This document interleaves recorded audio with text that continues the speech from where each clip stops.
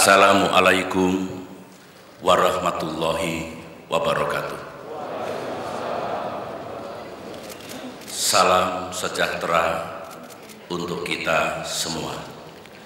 Yang saya hormati Saudara Wakil Presiden Republik Indonesia, para pimpinan lembaga-lembaga negara, para menteri dan anggota Kabinet Indonesia Bersatu Kedua, pimpinan dan anggota Dewan Pertimbangan Presiden dan para utusan khusus Presiden,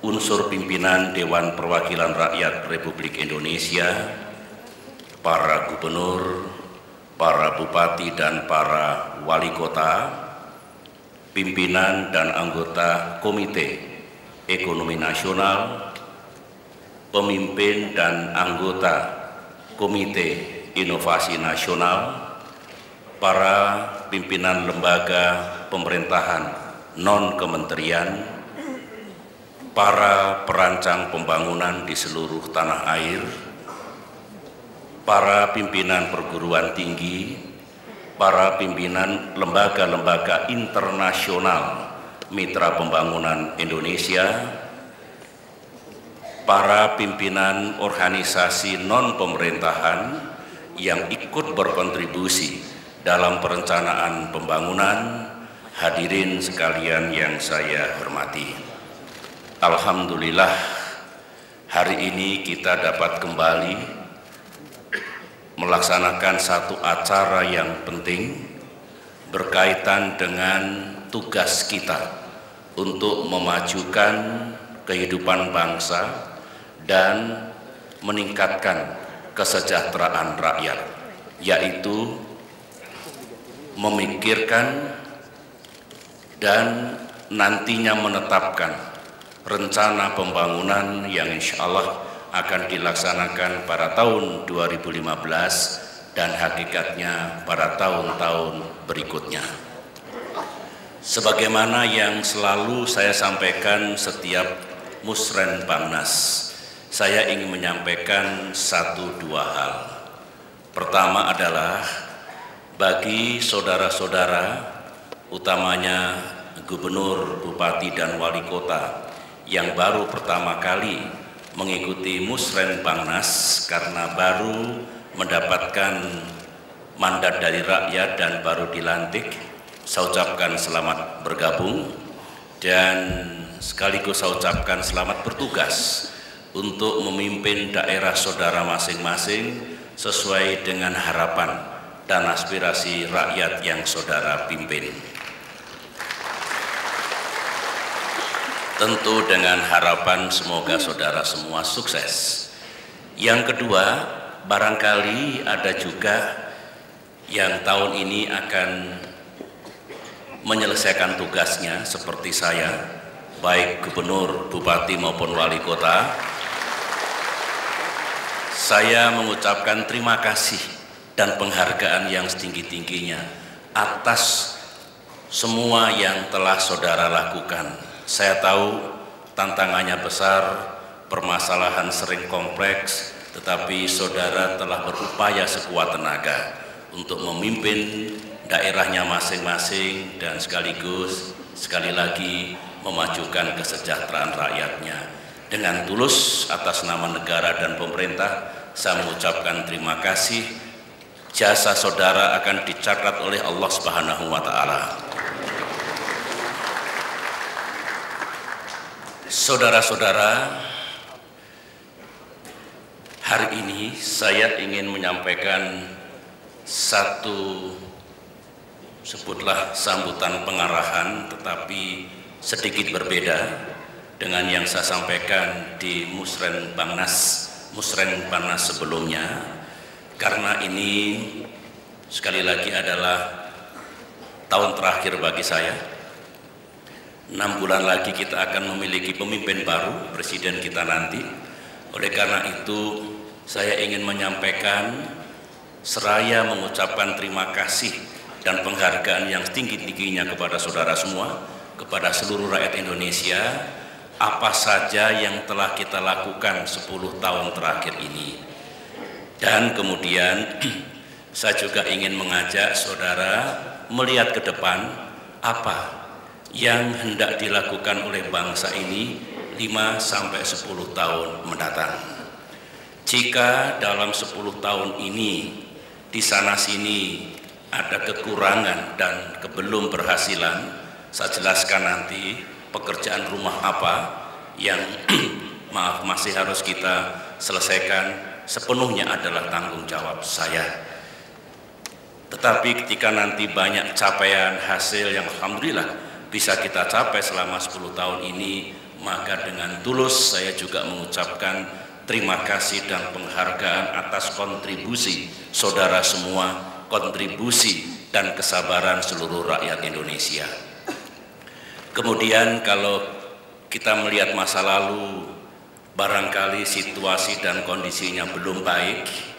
Ini tidak bermaksud untuk mengatakan bahwa yang lalu tidak baik, tetapi kita bisa mencapai capaian seperti ini karena proses pembangunan jangka panjang yang dimulai sejak Bung Karno, Pak Harto, Pak Habibie, Gus Dur, Ibu Megawati hingga sekarang ini.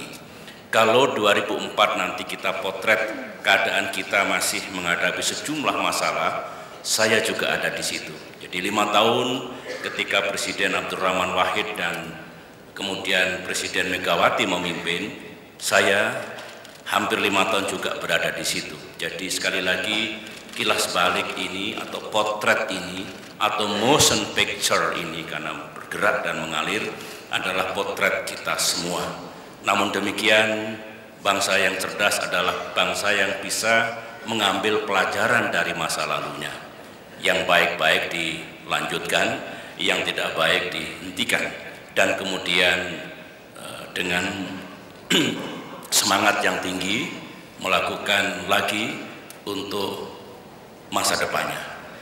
Dengan demikian saya ingin memberi judul, apa yang saya sampaikan ini adalah sebagai berikut: mari percepat dan perkuat pembangunan kita.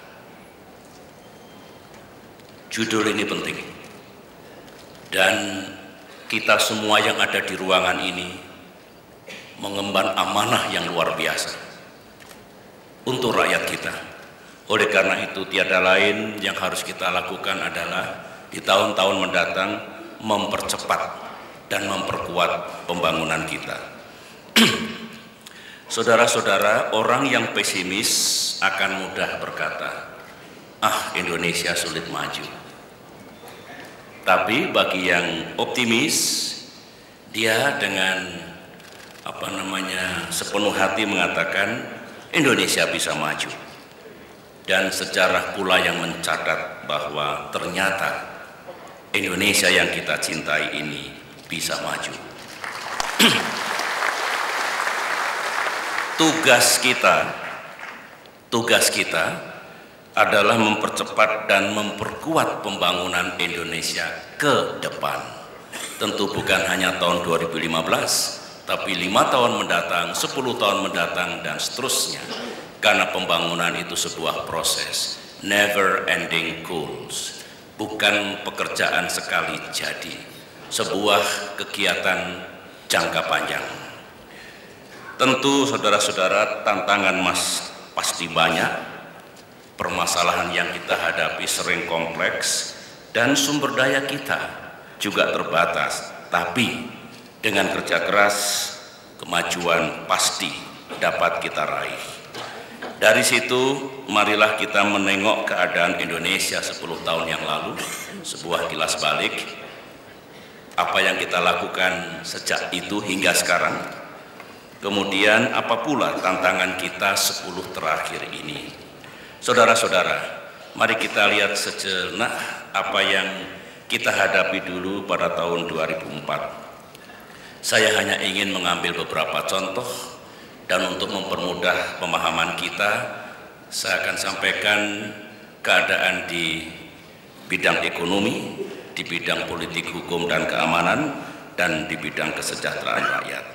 Keadaan ekonomi, Pertumbuhan kita waktu itu masih rendah, GDP dan income per kapita kita juga masih rendah, sektor real masih lemah, pengangguran tinggi, kita punya utang IMF sebesar 69 triliun rupiah, kekurangan infrastruktur cukup signifikan. Mengapa? Karena memang ekonomi kita waktu itu baru sembuh dari krisis, bukan karena kesalahan pemerintahan waktu itu. Krisis kita dalam dan dahsyat. Dan sebetulnya periode ini kita sudah bisa keluar dari ICU dalam proses konsolidasi perekonomian kita. Tapi itulah keadaannya. Kita masih ingat semua, angkanya juga ada, datanya juga tersedia. Dalam bidang politik, hukum, dan keamanan, alhamdulillah waktu itu politik mulai stabil, pemilu berlangsung secara damai dan demokratis. Ini tonggak pertama dari konsolidasi demokrasi kita. Konflik Aceh memang belum selesai, hubungan Republik Indonesia dengan Timor Leste belum normal, sanksi dan embargo militer masih ada, sudah berlangsung selama 12 tahun dulu. Lantas rekonsiliasi pasca konflik komunal belum tuntas, baik itu di Poso, di Maluku maupun Maluku Utara, tetapi pemberantasan korupsi dulu mulai meningkat. Di bidang kesejahteraan rakyat kita juga mencatat karena baru saja dilanda krisis, kemiskinan masih tinggi, gaji pegawai masih rendah, PNS golongan 1A dulu Rp600.000, sekarang hampir 2,5 juta. Anggaran dan sumber daya pendidikan belum kuat, anggaran dan sumber daya untuk kesehatan juga masih terbatas. Itu potret kita tahun 2014. Sementara itu saudara-saudara, selama 10 tahun 2004 hingga hari ini, bangsa kita tidak sepi dengan tantangan yang kadang-kadang cukup serius. Mari kita tengok tsunami dan bencana alam yang lain datang silih berganti selama 3,5 tahun. Krisis harga minyak menimpa 3 kali karena ini global. Indonesia terdampak tahun 2005, 2008 dan 2013. Krisis keuangan global 2008-2009 kita punya pertumbuhan drop yang tadinya sekitar 6% turun menjadi 4,3%. Tekanan ekonomi untuk emerging markets kita alami tahun lalu, barangkali tidak banyak memperhatikan, tapi kita terpukul dengan apa yang dialami oleh emerging markets, apa itu termasuk Brazil, India, Tiongkok, Afrika Selatan, bahkan Rusia dan Turki. Kita juga ingat ada aksi-aksi terorisme dan juga ada wabah flu burung berlangsung sekitar 2 tahun dulu. Itulah permasalahan dan tantangan yang kita hadapi selama 10 tahun. Tentu kita patut memanjatkan puji dan syukur kepada Allah Subhanahu wa Ta'ala, Tuhan yang Maha Kuasa, dan terima kasih kepada semua karena di tengah-tengah keadaan seperti itu, tantangan dan permasalahan banyak yang dapat kita capai selama 10 tahun ini. Meskipun jangan lupa, ini perlu diingat oleh kita semua, masih ada yang belum kita capai sepenuhnya. Inilah yang akan menjadi pekerjaan rumah kita untuk kita selesaikan di waktu yang akan datang. Saudara-saudara, untuk memberikan pengetahuan yang lebih utuh, saya ingin sampaikan sejumlah infografis. Ini merupakan contoh dari capaian dan hasil pembangunan yang kita laksanakan di pusat, di daerah, di tingkat nasional, provinsi, kabupaten, dan kota. Dan ini agregatnya, ini kumulasinya, ini gambar besarnya. Pertama-tama, untuk mengukur yang paling mudah adalah PDB, pendapatan domestik bruto dan cadangan devisa. Bisa dilihat grafiknya, periode 1968 sampai 1999 itu PDB kita kelihatan di sana. Kemudian 1999-2004 itu PDB kita. Kemudian 10 tahun terakhir ketika kita mengemban tugas ini, alhamdulillah meningkat dengan tajam. Dan Indonesia sekarang telah menjadi ekonomi nomor 15 dunia by purchasing power parity. Tapi kalau dengan nominal itu 16 besar dunia. Cadangan devisa alhamdulillah ini posisi pada tahun ini meningkat sekian pada tahun ini, dan puncaknya kita pernah berada di 124,6 miliar dolar, sekarang pada angka 103 miliar dolar Amerika Serikat.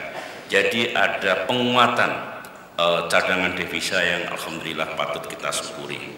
Mari kita lihat rasio utang pemerintah terhadap PDB. Dulu waktu krisis tinggi sekali. 2004 kita punya debt to GDP ratio 56,6%. Artinya apa?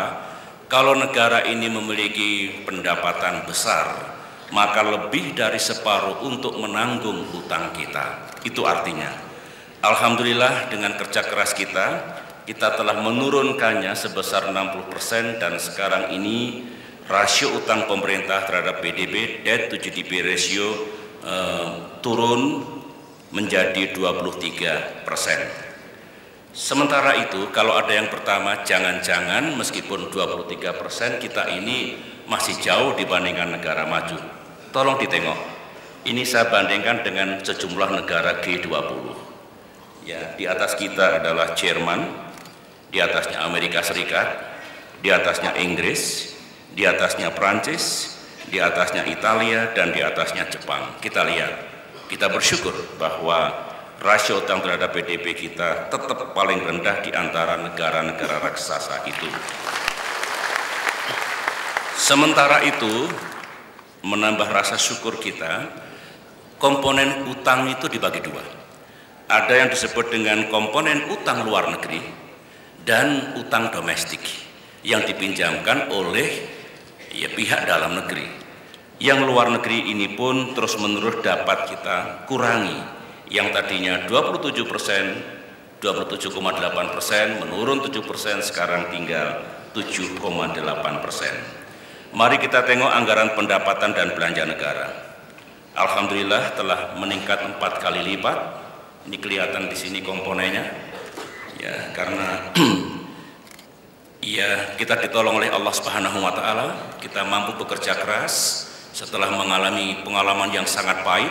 1998 dulu akhirnya kita bisa meningkatkan APBN kita. Pendapatan per kapita atau income per kapita dan jumlah kelas menengah juga mengalami peningkatan, bisa dilihat sendiri periode demi periode.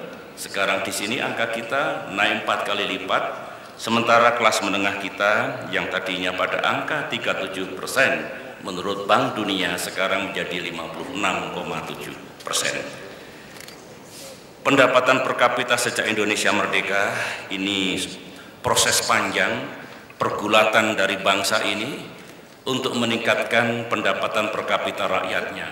Kita harus sabar memang 40 tahun sejak 1945 sampai dengan 2005 kurang lebih ini kita punya income per kapita.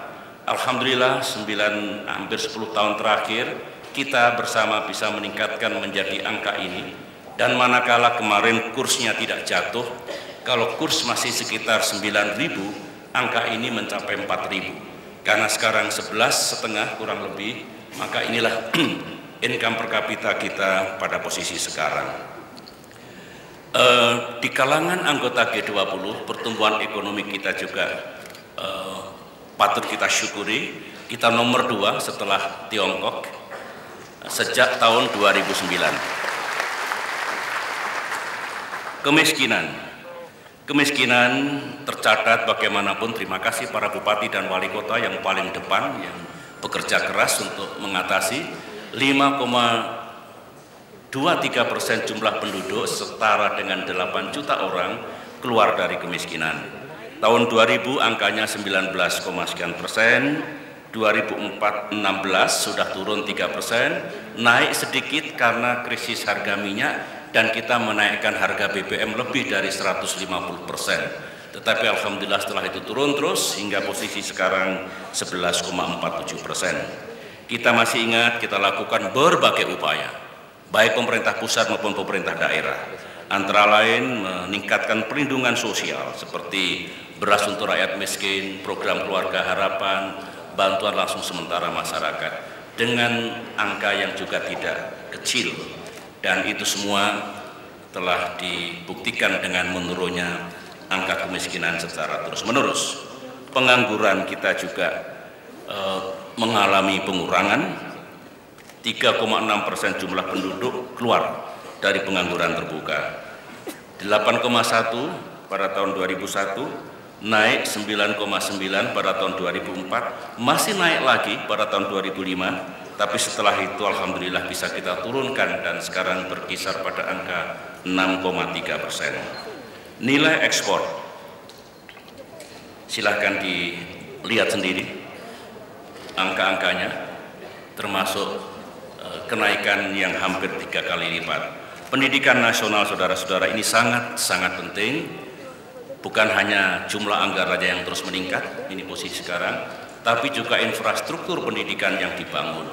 Saya mengajak para gubernur, bupati, dan wali kota utamanya untuk betul-betul meningkatkan kualitas sumber daya manusia, human capital, inovasi dan teknologi, karena ekonomi kita akan tumbuh pesat 10, 20, 30 tahun mendatang, manakala yang menjadi penggeraknya, yang menjadi pilarnya adalah sumber daya manusianya, human capital, manusia Indonesia yang unggul, menguasai teknologi dan juga berdaya saing.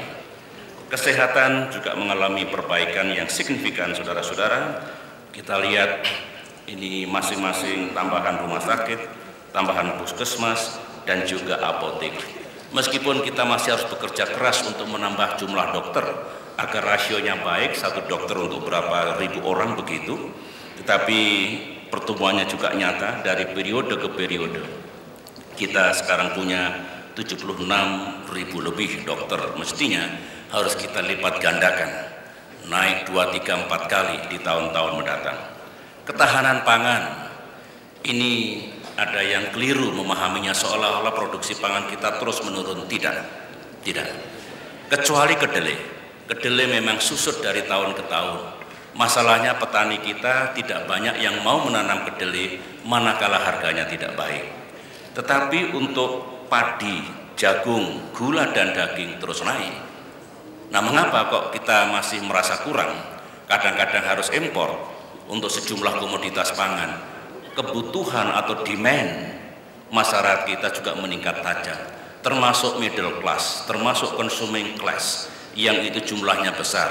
Oleh karena itulah pergulatan kita, tugas kita mendatang meningkatkan lagi produksi nasional kita atas komoditas strategis, utamanya padi, jagung, gula, dan daging, dan jangan lupa pula kedelai.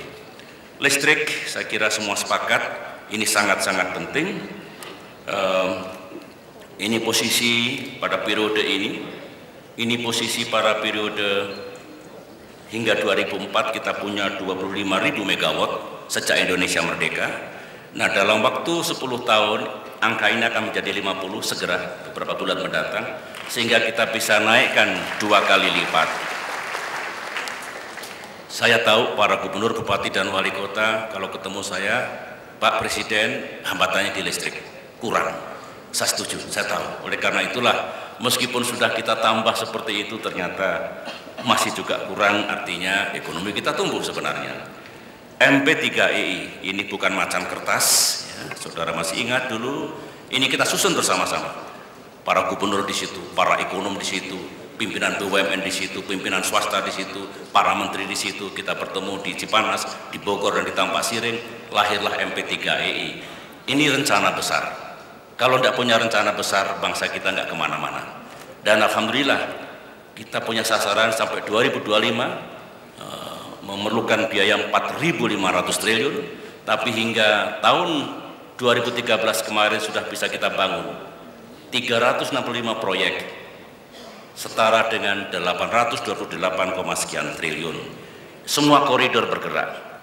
Hanya dengan ini tidak terjadi kesenjangan di seluruh Indonesia. Jangan hanya menumpuk di Jawa saja. Dan hanya dengan begini konektivitas akan makin kuat.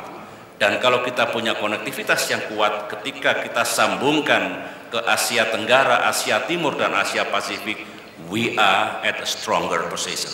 Itulah yang kita harapkan dengan membangun MP3E ini.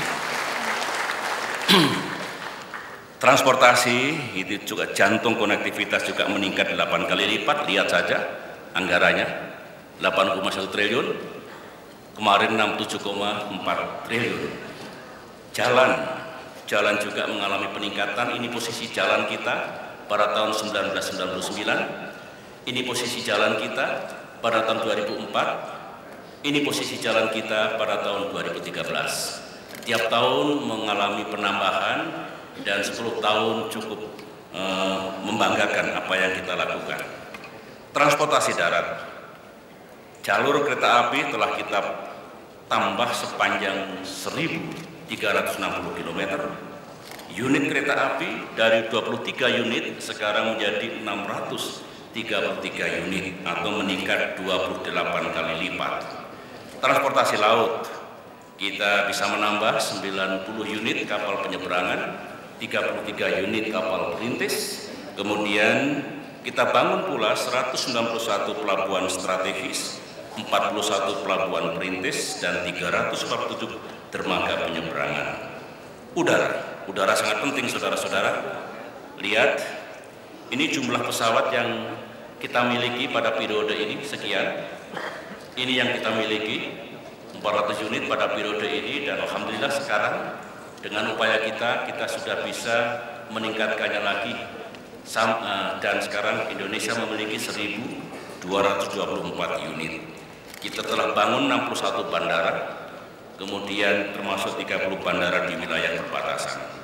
Perumahan rakyat, ini juga tidak boleh dilupakan, saudara-saudara. Ini juga keadilan atau justice. Tiap tahun bisa kita tambah, ini tambahan perumahan rakyat tiap-tiap periode, karena ekonomi sudah bergerak sekarang ini. APBN kita makin besar, swasta kita juga makin kuat, maka tiap tahun sekarang bisa kita bangun 60.000 lebih unit rumah layak huni. Kita hidup dalam era digital, open society, information technology ada di mana-mana di seluruh Indonesia. Corak masyarakatnya jauh berbeda dengan 10 tahun yang lalu, dengan 20 tahun yang lalu, apalagi 30-40 tahun yang lalu. Inilah masyarakat kita. 86% memiliki ponsel, ini komputer, ini akses internet. Tiap jam, tiap hari, udara kita, dunia kita dipenuhi oleh percakapan di Twitter, di Facebook, di YouTube. Mau tidak mau kita harus ada di situ, karena itulah dunia kita sekarang ini. Pariwisata, ini juga penting, saudara-saudara. Kita bekerja dengan sekuat tenaga untuk menaikkan, ini sumber devisa yang luar biasa. Ini posisi 1998, kita punya 5 juta sekian wisatawan mancanegara tahun 2004, dan sekarang alhamdulillah kita sudah bisa meningkatkannya lagi menjadi 8 juta. Kerjasama internasional, saudara tahu bahwa Indonesia menganut all direction foreign policy, politik luar negeri segala arah. Kita mengenal million friends, zero enemy. Tidak perlu ada musuh seorang pun, tapi kita ingin punya jutaan kawan. Atas dasar itulah kita 10 tahun terakhir ini mengembangkan yang kita sebut dengan strategic partnership dan comprehensive partnership. Pada pemerintahan Ibu Megawati, saya juga ada di situ dulu, kita membangun strategic partnership dengan 2 negara, yaitu dengan Vietnam dan dengan Rusia. Kemudian 10 tahun terakhir kita tambahkan lagi 16 kemitraan strategis dan kemitraan komprehensif. Hampir semua superpower dan major power sekarang menjadi mitra kita. Ini penting karena Indonesia anggota G20, Indonesia anggota APEC, anggota East Asia Summit, dan kita ingin menjadi regional power dan global player. Alhamdulillah dengan kemitraan seperti ini, standing kita makin mengemuka di tingkat internasional. Saudara-saudara, pertahanan negara penting. TNI terus kita bangun. Ini jumlah personel militer pada tahun 2004 bisa kita naikkan sekarang menjadi 415.000. Peningkatan anggarannya juga spektakuler. Di sini masih lambat dulu karena GDP kita dan APBN kita belum tinggi, tapi karena 5 tahun terakhir tinggi, kita roketkan hingga mencapai 84,4 triliun. Ini adalah alutsista darat, laut, udara yang kita hadirkan, baik yang kita adakan dari luar negeri maupun yang dari dalam negeri. Ini juga membanggakan. Kita boleh bangga, industri pertahanan kita makin maju, makin berkembang, dan bisa bersaing dengan negara lain. Kita bisa membuat helikopter, kita bisa buat pesawat angkut, rudal pertahanan, kemudian di sini ada kendaraan tempur taktis, ada panser berlapis baja, dan kemudian ada kapal cepat rudal. Ini produksi dalam negeri. Polri penting, Kamtipmas penting. Kita tingkatkan anggarannya 4 kali lipat di sini, dan kekuatannya juga tumbuh atau meningkat lebih dari 100.000. Tentu pengganti saya nanti, presiden kita nanti, saya akan sampaikan kepada beliau kalau bisa ditambah lagi 100.000 5 tahun mendatang. Dengan demikian rasionya akan kena. Satu polisi menangani 400 orang. Kalau ada apa-apa cepat mengatasinya, melawan penjahat, melindungi penduduk, dan mengatasi gangguan keamanan. Sehingga tidak ada lagi istilah pembiaran yang dilakukan oleh Polri ataupun negara. Kita juga aktif sesuai dengan amanah konstitusi pembukaan Undang-Undang Dasar 1945 bahwa kita harus ikut melaksanakan ketertiban dunia. Saya kira semua tahu. Oleh karena itulah kita tingkatkan pengiriman pasukan di banyak negara selama 10 tahun terakhir ini sebagai bagian dari peacekeeping mission, peacekeeping operation di bawah Perserikatan Bangsa-Bangsa. Dan mengapa kita bisa seperti ini? Ingat saudara-saudara, ketika Aceh masih membara, Papua masih tinggi intensitasnya, sampai Ambon dan Maluku Utara masih terjadi konflik komunal yang dahsyat, tentara kita tidak pernah istirahat. Beroperasi 1 tahun, pulang 2 bulan, berangkat lagi ganti-ganti. Alhamdulillah semua sekarang sudah normal, dan oleh karena itulah agar perwira kita, prajurit kita terampil, kita berikan penugasan luar negeri, melaksanakan military operation atau dead war ataupun peacekeeping mission sebagaimana yang kita lihat itu. Posisi kita sekarang adalah pada nomor berapa? 17 ya. Ini kita punya. Sebentar lagi akan naik karena setelah pemilu ini barangkali TNI kita sudah bisa untuk ditugasi antara lain ke Darfur, 1 batalion batalion diperkuat nanti, sehingga kita akan naik di sini. Sasaran kita menjadi nomor 10 besar dunia, bahkan kurang dari nomor 10, sehingga kita sudah menjalankan amanah Undang-Undang Dasar kita untuk menjalankan tugas-tugas pemeliharaan perdamaian dan keamanan internasional. Pemberantasan korupsi. Pemberantasan korupsi, saya kira semua setuju. Sepanjang sejarah Indonesia merdeka, sekarang inilah pemberantasan korupsi dilaksanakan tanpa pandang bulu dan secara agresif. Hasilnya nyata. Ini yang dicapai oleh KPK, ini oleh kepolisian, ini oleh Kejaksaan Agung. Berapa aset yang bisa diselamatkan oleh masing-masing penegak hukum itu. Indeks persepsi korupsi juga terus membaik. Meskipun masih harus bekerja sangat keras tahun-tahun mendatang, tapi ada improvement dibandingkan tahun-tahun yang lalu. Saya juga ingin menyampaikan lingkungan sangat penting, ikut mencegah pemanasan global penting, termasuk upaya nyata bangsa kita membuat lingkungan kita tetap baik. Saya berterima kasih pada Gubernur, Bupati, dan Wali Kota yang telah menjalankan misi menanam pohon 1 miliar pohon 1 tahun. Ini yang kita capai. Jadi masing-masing tahun ternyata lebih dari 1 miliar. Laju deforestasi menurun drastis. Dulu di era krisis, saudara masih ingat, 98, 99, 2000, luar biasa terjadi penebangan pohon. Sampai mencapai 3 juta hektar per tahun. Dengan semua upaya kita lakukan penurunan, sekarang turun menjadi 450.000. Kalau ini kita jalankan, insya Allah kita akan mengurangi emisi karbon hingga tingkat 26% sampai 41%. Saudara-saudara, itulah capaian kita.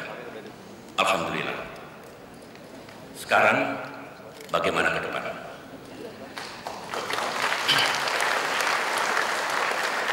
Indonesia 5-10 tahun mendatang, dalam pikiran kami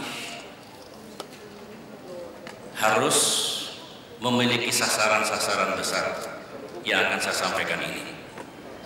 Saya tahu di ruangan ini banyak sekali calon presiden.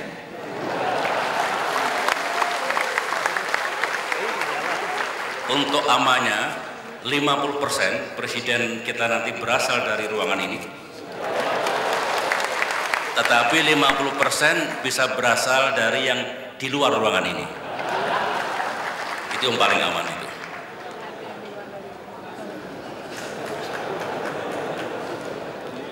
Pertama, ekonomi kita harus tetap tumbuh tinggi dan makin kuat. Kita bersepakat untuk menjadi emerging economy. Tidak akan lama lagi, 5 tahun lagi, paling lama 10 tahun lagi. Kalau negara ini dikelola dengan benar, pemerintah dijalankan dengan benar pula, 5-10 tahun lagi kita akan menjadi emerging economy yang kuat. Yang kedua, kesejahteraan rakyat terus meningkat, harus terus kita tingkatkan, ditandai dengan indeks pembangunan manusia, Human Development Index yang makin tinggi. Hukum ditegakkan, pemberantasan korupsi tanpa pandang bulu terus dilakukan. Kemudian yang keempat, kita berharap politik makin stabil dan demokrasi makin matang dan berkualitas. Alhamdulillah, pemilihan umum 2004, 2009, 2014 separuh sekarang ini, pemilu kita berlangsung secara damai dan demokratis, peaceful and democratic, aman, tertib dan lancar. Tetapi saya memberi catatan sebagai seseorang yang sebentar lagi akan mengakhiri tugasnya sebagai veteran pelaku pemilihan umum Pilpres 2004 dan Pilpres 2009, maka harapan saya setelah damai, setelah demokratis, tingkatkan kualitasnya. Kekurangan di sana sini, masih ada praktek politik uang di sana sini, betul-betul sirna dari negeri tercinta ini. Berikutnya lagi, TNI dan Polri makin kuat, karena hanya dengan demikian kedaulatan dan keutuhan wilayah dapat kita jaga, dan Kamtibmas pun bisa kita pelihara. Dan di era globalisasi ini, siapa yang bisa mengatasi dampak globalisasi dan siapa yang bisa memanfaatkan kondisi globalisasi, dialah yang menang, akan menjadi the winner, bukan the loser. Jadi lihat globalisasi jangan dianggap sebuah ancaman, jadikan pula peluang. Oleh karena itulah, mari dengan cerdas bangsa ini, jangan kita mengurung diri, tapi kita outreach, tapi untuk menang, untuk dapat banyak. Dan insya Allah itu bisa kita laksanakan sehingga sebagaimana saya sampaikan tadi, Indonesia akan menjadi regional power dan global player. Saudara-saudara, itu good news-nya, itu hal-hal yang patut kita syukuri. Tetapi kita sadar, saudara-saudara, masih banyak pekerjaan rumah kita. Ini tantangan kita. Pekerjaan rumah itu antara lain, meskipun sudah dilakukan pemberantasan korupsi secara agresif tanpa pandang bulu, kasus-kasus korupsi masih terjadi. Ini merupakan pekerjaan rumah yang utama untuk tahun-tahun mendatang. Demikian juga good governance dan reformasi birokrasi menurut saya masih harus terus kita lanjutkan dan tingkatkan. Pembangunan infrastruktur kita laksanakan besar-besaran, tapi kita sadar masih tetap kurang, terutama listrik. Pengelolaan fiskal, jangan dikira perekonomian global itu manis-manis saja begitu. Sangat fluktuatif. Setiap saat bisa muncul gejolak, shocks, dan krisis. Oleh karena itulah pemerintahan wajib mengelola fiskalnya, anggarannya dengan sebaik-baiknya. Sekarang ada OJK, Bank Indonesia, Kementerian Keuangan dan LPS. Itu harus bekerja penuh menghadapi gejolak apapun. Tiap jam bisa ada masalah baru. Kalau saudara rajin mengikuti televisi internasional, saya mengikuti terutama tengah malam jam 10, 11, 12, karena dunia sedang maksud saya, kita bisa mengutuk what's going on, apa yang terjadi pada tingkat dunia. Contohnya sekarang Federal Reserve di Amerika Serikat akan mengeluarkan policy dalam waktu dekat yang itu akan berpengaruh kepada semua negara, apalagi emerging markets. Oleh karena itu 24 jam kita berjaga-jaga. Ada apa nanti dengan policy itu? Apa dampaknya pada saham kita? Dampaknya pada nilai tukar kita? Dampaknya pada cadangan kita? Dampaknya pada kepercayaan pasar? Dampaknya pada current account? Dan sebagainya. Oleh karena itu pengelolaan fiskal ini harus dilaksanakan sebaik-baiknya. Kemiskinan sudah menurun, tapi harus lebih kita turunkan lagi. Meskipun tadi dikatakan 11% dari 250 juta itu masih banyak. Tidak baik kalau tidak dengan segala upaya terus kita turunkan. Konflik komunal meskipun tidak seperti dulu 98, 99, 2000, 2001, 2002, tetapi sekali-sekali masih terjadi. Mari kita cegah. Semua bertanggung jawab. Lantas demokrasi dan pemilu yang makin berkualitas sudah saya sampaikan tadi. Ini juga tantangan besar. Saya sudah menyampaikan apa yang sudah kita capai. Saya juga menjelaskan apa permasalahan dan tantangan kita. Maka 5-10 tahun mendatang, mari kita siapkan rencana dan program pembangunan yang tepat. Dan mari kita jalankan dengan sungguh-sungguh. Dengan catatan kita mesti belajar dari pengalaman 10 tahun terakhir. Kita juga harus mempertimbangkan perkembangan lingkungan strategis. Jangan diabaikan. Misalnya, akhir tahun depan ASEAN akan menjadi masyarakat ekonomi ASEAN, ASEAN Economic Community. Itu memberikan dampak yang besar bagi ekonomi semua negara ASEAN. Dengan kita memahami tren yang sedang berjalan, serta implikasinya pada perekonomian kita, bangsa ini bisa mempersiapkan lebih baik. Kemudian yang tidak kalah pentingnya, kita harus berani menetapkan sasaran-sasaran besar.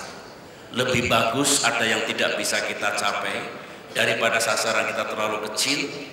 Kalau toh mencapai, ya tidak banyak mengubah masa depan Indonesia. Sekali lagi seperti MP3EI contohnya, komitmen kita untuk menjadi ekonomi nomor 10 besar dunia itu adalah sasaran-sasaran besar.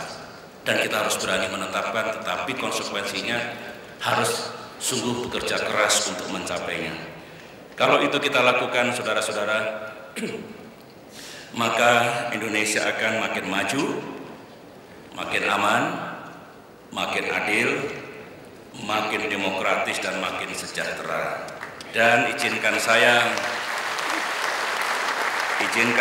menyampaikan atas dasar pengalaman selama ini, dengan persatuan dan kerja keras dan dengan pertolongan Tuhan, insya Allah Indonesia akan maju lebih pesat lagi. Sebelum saya akhiri, saudara-saudara, ini adalah musren Bangnas terakhir yang saya hadiri. Saya dengan Pak Budiono sebentar lagi akan selesai mengemban tugas. Oleh karena itu saya ini sedang batuk sebetulnya. Saya minum sebentar, minta maaf.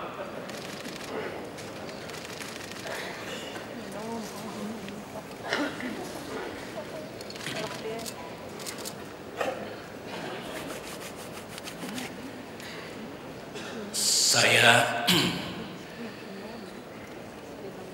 hampir 10 tahun memimpin Indonesia, menjalankan pemerintahan di mana saudara-saudara bersama saya. Selama saya mengemban tugas, jika ada hal-hal yang tidak berkenan bagi saudara, meskipun bagi saya tidak ada yang pribadi, Saya menjalankan tugas dengan kepemimpinan dan manajemen yang saya pilih, itu adalah tugas negara. Semuanya untuk rakyat kita. Namun demikian, saya mohon maaf yang sebesar-besarnya.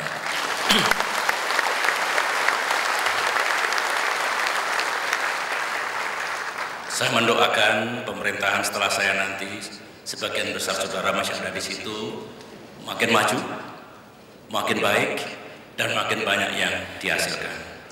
Dan nanti mari kita dukung presiden baru kita agar beliau lebih sukses. Siapapun yang akan terpilih menjadi presiden nanti, siapapun yang akan terpilih, 9 Juli barangkali sudah ada punya presiden kalau 1 putaran. Kalau 2 putaran biasanya awal Oktober kita sudah punya presiden baru. Saya akan sampaikan pada beliau apa yang sudah kita capai 10 tahun ini dan apa yang belum kita capai, dan saya serahkan barangkali hasil musren Bangnas ini, RAPBN tahun 2015, RKP 2015, mungkin beliau akan lihat di sana sini, mungkin fiskalnya, mungkin desentralisasi fiskalnya, mungkin asumsinya, kalau ingin diubah atau disesuaikan, kita persilahkan. Jadi mari kita permudah presiden dan pemerintahan yang akan datang. Mari kita dukung dengan sebaik-baiknya untuk kepentingan bangsa kita. Terima kasih, sampaikan salam saya kepada jajaran pemerintahan dan keluarga semuanya di seluruh tanah air. Dengan itu semua, saya lupa hampir harus membuka acara ini. Dengan pesan dan harapan itu semua, maka dengan terlebih dahulu memohon ridha Allah Subhanahu wa taala. Bismillahirrahmanirrahim. Musren Bangnas tahun 2014 dengan resmi saya nyatakan dibuka. Sekian, Assalamualaikum warahmatullahi wabarakatuh.